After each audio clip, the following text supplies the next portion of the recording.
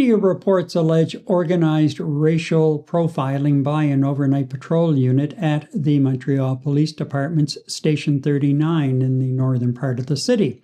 Now, this case moves past standard police misconduct and highlights a failure to supervise an overnight shift dominated by junior officers. In a rare late evening news conference last Friday, Chief Fatty Dagger confirmed the investigation was in fact underway. Though the investigation is still ongoing, enough information has been gathered to justify major administrative measures. 2 police officers has been suspended, 3 reassigned to administrative duties, and the rest of the immediate team has been relocated. 1 case has been submitted to the DPCP. Measures have been put in place to ensure uninterrupted police service in Montreal North. Now, the next day, the mayor responded. And let's be clear, any form of racial profiling, discrimination, or violence is totally unacceptable. The actions have no place in Montreal, and especially no place in our society, and especially no place in our institutions. The Chief of Police, Fatty Dagger, has informed me of the situation, and I know the investigation is underway. We must allow the investigation to proceed, but let me be clear, we will be asking all the questions that are necessary. I want to speak directly to the citizens and residents of Montreal North, and also to anyone that has in the past or even today feel targeted, watched, profiled, and feel unheard. To those who have come forward and felt that their concerns were not taken seriously, to those who feel that nothing ever changed, I hear you. The concern, the anger, and the questions raised by these allegations are entirely legitimate. The relationship and trust between our institution and the community are served and in a very fragile.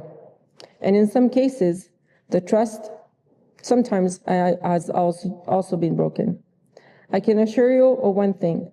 I will be asking all the questions, because the safety is important to all of us. Now, on Monday evening, residents and their supporters in the area staged a march to show their concern and displeasure.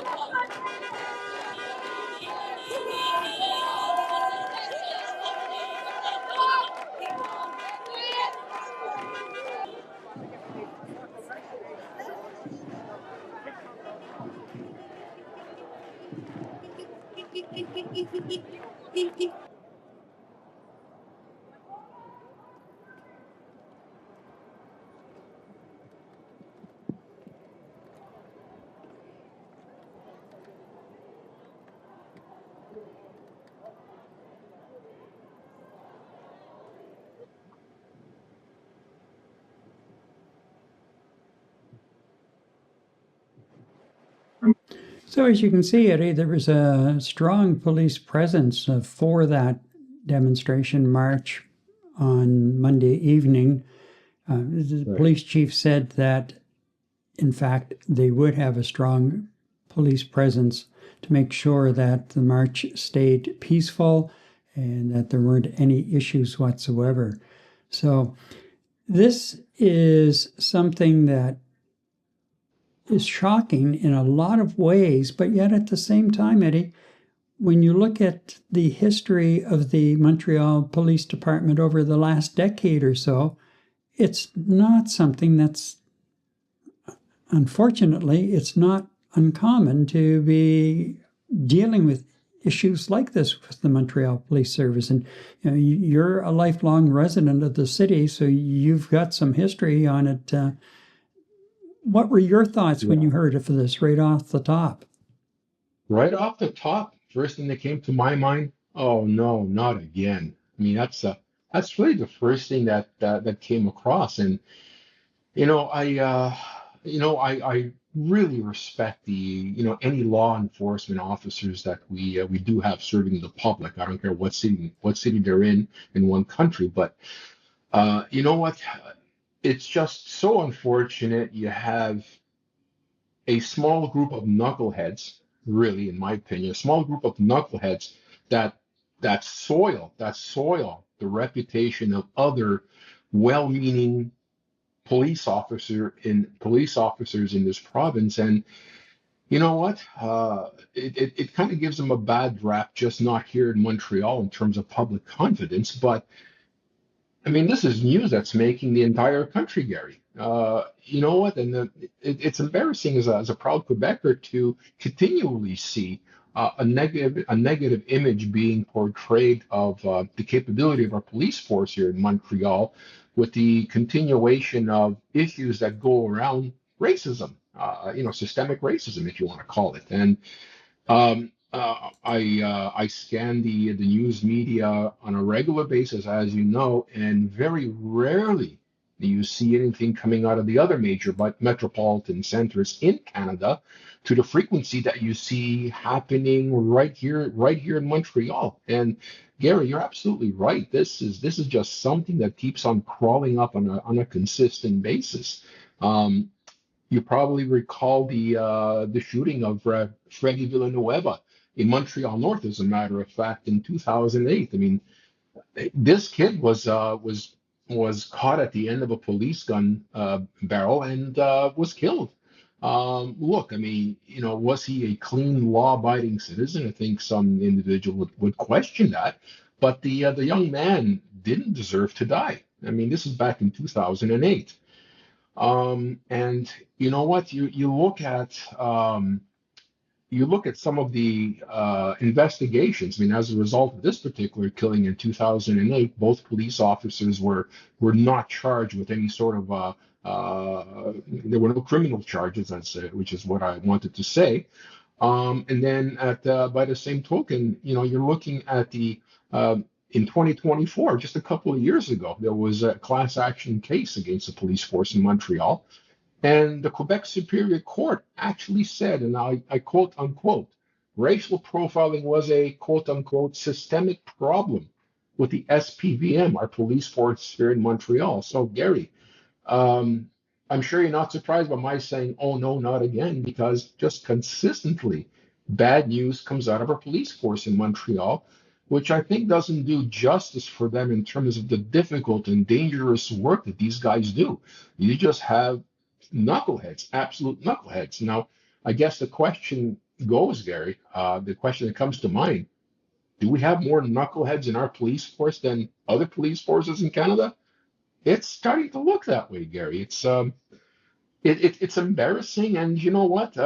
In Montreal North, the mayor of Montreal North, we have our mayor here in Montreal, Soriana. They're absolutely right. Mayor Soriana Farada, she's absolutely right that uh,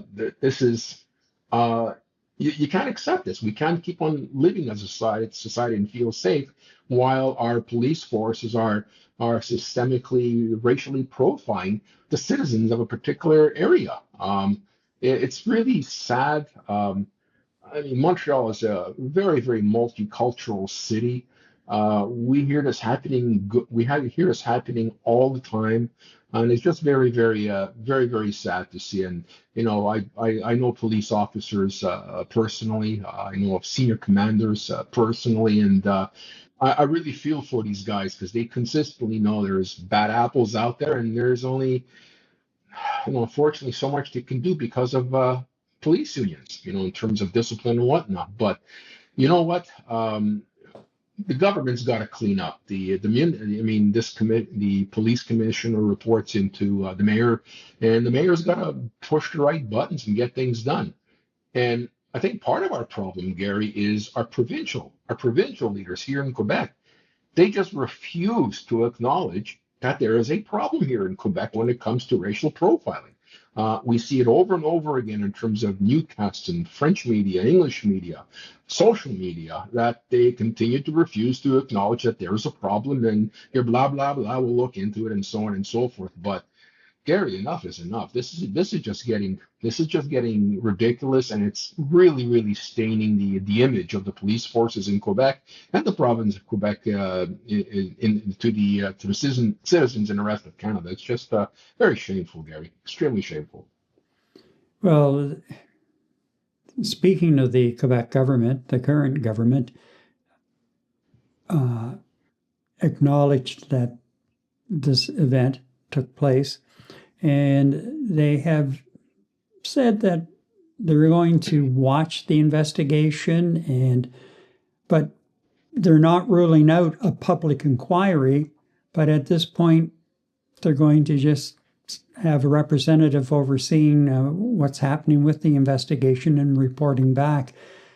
I was thinking that, especially where there is a history with this department, that the provincial government might have taken a stronger stance out of the gate.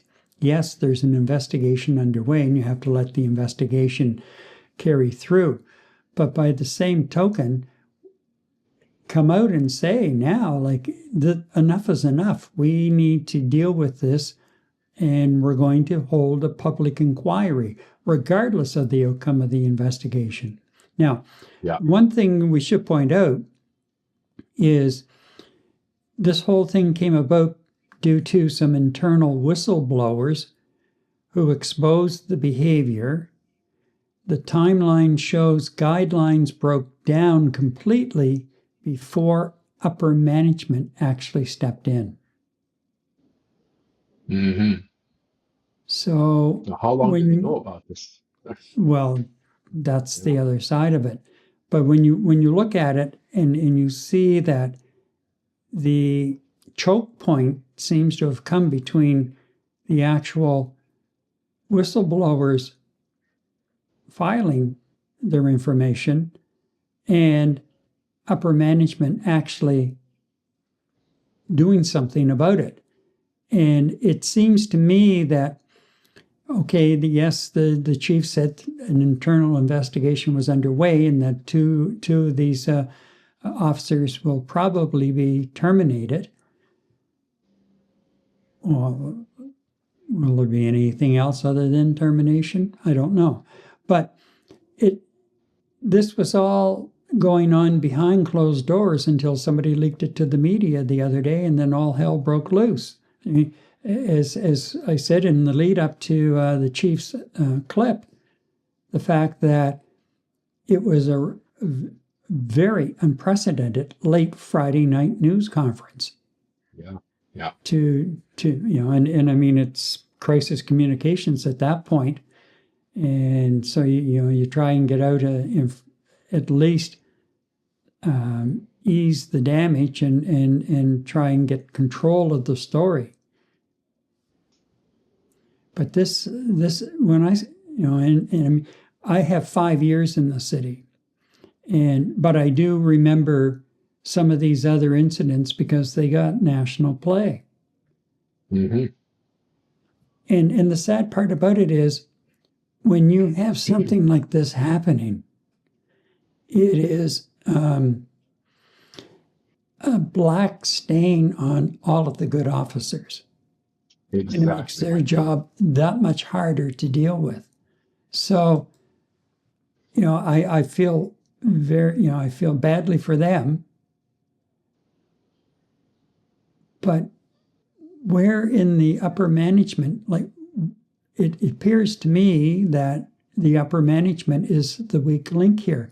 Why did you have almost 20 junior officers on a night shift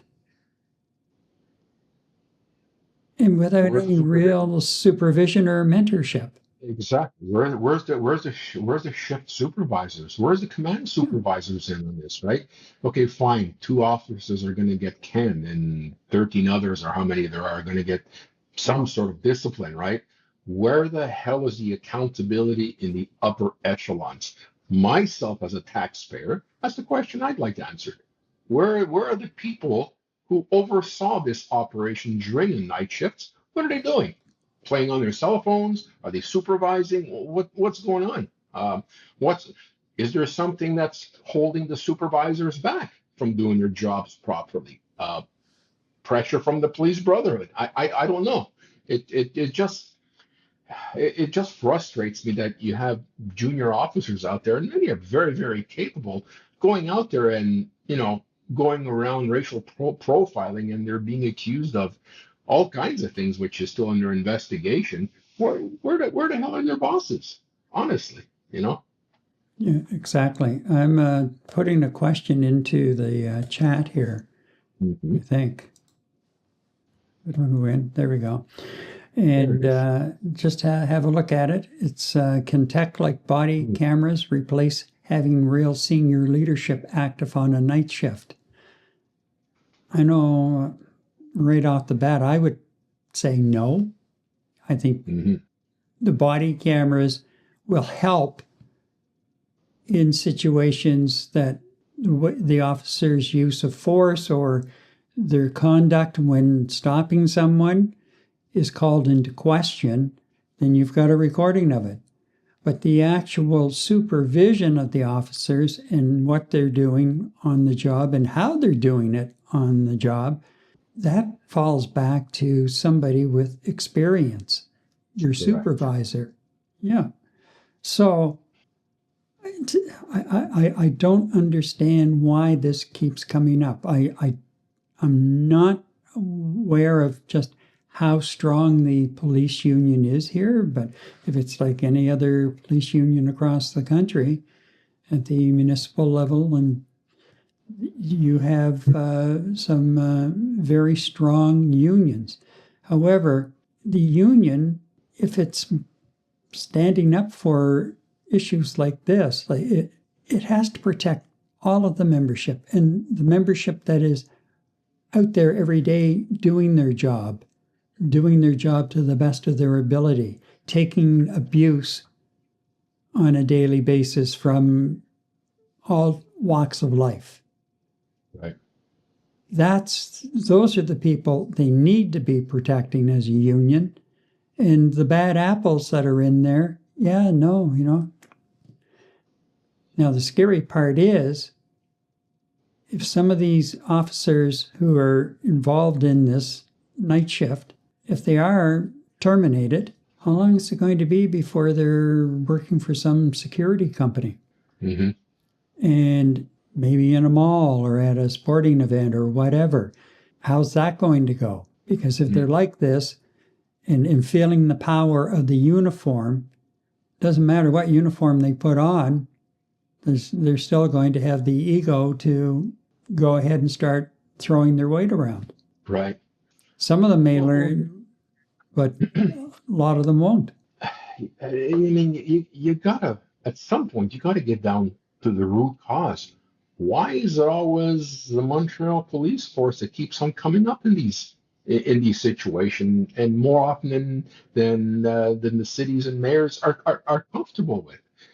What is the root cause behind it, Gary? I mean, I just can't place my finger on it. I mean, when you're going through a vetting process and hiring police officers, what psychological profile evaluations are these young people going through in order for the police forces to clearly establish that, yes, we want this individual representing and protecting our public. He's got a good frame of mind. He understands the nuances of working in a society that's multicultural, and protect all and serve all, as opposed to what you're getting right now in terms of ridiculing citizens of a particularly ethnic heavy district in Montreal. It's absolutely ridiculous. So how are you hiring these people? How are these people going to Nicolet Training Center here in Quebec? There's got to be some sort of a profiling exercise, Gary. And if there is not, there should be one. And if there is one, they got to fix the damn thing. I mean, psych evaluations clearly identify who you want to hire and who you throw back out into the ocean. It's just too much of this stuff going on. Or is this is this inherent in our police forces here, where they develop these bad habits watching their superior officers act this way? Who the hell knows? And it goes back to, Gary, exactly what I said and what you said. There's so many fantastic police officers putting their lives on the line every day in this great city of ours, only to have their reputation soil in the province, in the country. And you know what? I'm sure this is making the media circles elsewhere in the world, because of a few assholes. I'm sorry, Gary, it just pisses me off that this is happening again in Montreal. I'm really saddened by this, actually, for the good police officers around. And the profiling is bad enough in its own right. But the reports of some officers cutting off pieces of hair, like dreadlocks, Yeah, as trophy pieces, that you talk about vetting, running profiles, psychological profiles. Like, how would you miss that kind of instinct? Exactly. I just find that totally unbelievable that something like that has been happening within the neighborhood in Montreal North, and people are subjected to that kind of behavior by people wearing a uniform whose sworn duty is to serve and protect the citizens of the city. Like, I'm at a loss for words, Eddie, with some of the aspects of this, and the fact that, as we said over at the beginning, it's not the first time, and lessons are not being learned from previous episodes. And the big question now is, will a lesson be learned from this episode? Well, you know what? It all depends on whose hands are tied behind their backs, and are people going to be allowed to do their jobs to look at this and get it fixed? Look, a little bit on Commissioner Fadi Dagher here in Montreal. I mean, he's actually the first police chief in Montreal that's of non-Quebec origin. He's a Lebanese fellow. He came over to the province at a very, very young age. I mean, this is no slouch. The guy's got an executive MBA from McGill and HEC Montreal. He's got 30 years experience, former police chief of the Longueuil Police Force. So this is no slouch. This is no politician. This is somebody who's been through it, who's seen everything.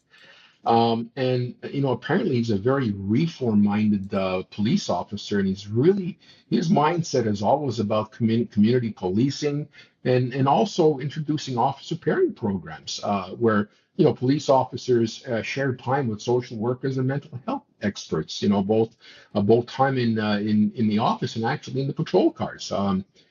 And when he came on board, I think it was late 2003, 2004. This guy had a lot that he had to clean up because of previous incidents relating to disrespect of immigrant communities, racial profiling, and all that wonderful stuff, right? And he's actually been very visible to the public. I mean, you always see him on in the news. He's whenever there is a disaster or something going on, he's actually on site with his officers. So he's very public visible. So I'm hoping that when he was brought on board by our former mayor, that she saw what the issues were here in Montreal, and without too much support from the provincial government, Montreal has been pretty much left on their own in terms of trying to identify what the issues and concerns are. And the other question that comes to mind too, Gary, look, we're a population of about 2 million people. And well, what have we got what's happening in Toronto? What's happening in Vancouver? I don't know about you, Gary, but I don't hear very much about racial profiling and discrimination on the news happening in Toronto or Vancouver at the level of frequency we consistently see this out of Quebec. And you kind of wonder why. So I did a little digging today. And I mean, right now, I mean, is it an identity issue? Is it a, do we have not do we not have enough visible minorities in our police force compared to other ones? And just quick mathematics. I mean, we got 4,500 police officers for a population of about 120 to 2 million, which is about a 1 to 400, one officer to every 400 people ratio. And in Montreal, our Montreal Police Force, the SPVM, 8% of the officers actually identify as minorities. And that's covering about a 35% minority range within Montreal in itself. Although they made some significant improvement over the last year, where right now 13% of their recruits are are identify as minorities, that's a slight improvement. Now you look at the city of Toronto. So we got 4,500 officers. They have 5,500 officers for a population of 3 million, which is a 1 to 545 ratio. Now in Toronto, 30% of the officers identified themselves as minorities. Now, I'm not saying that this is the end-all solution, root cause of this, but obviously there seems to be a little bit of an imbalance in terms of ethnic minority visibility in a city as metropolitan as Montreal. Maybe that's just part of the problem, Gary. I'm not saying it is, but that could very well be part of the problem.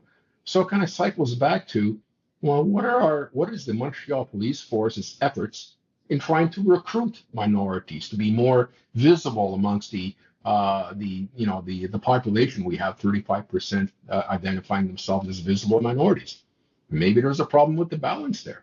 What are we doing to recruit more folks that may not be, Quebecois, for example? I really don't know, Gary, but it's not just one thing. I think there's a slew of things going on here.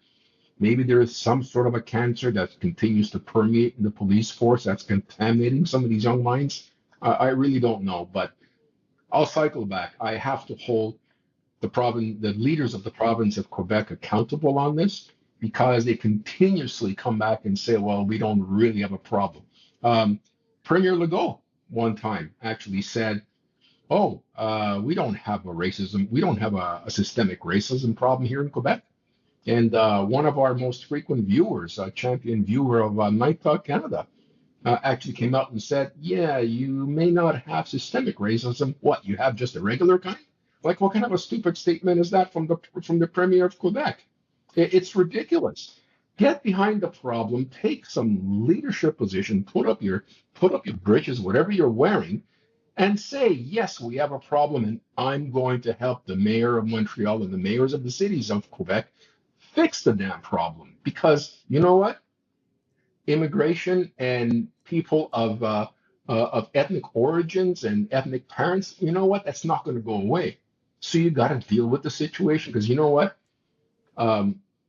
I don't want to see another situation where a young man loses his life at the end of a barrel of a nervous police officer because of racial profiling.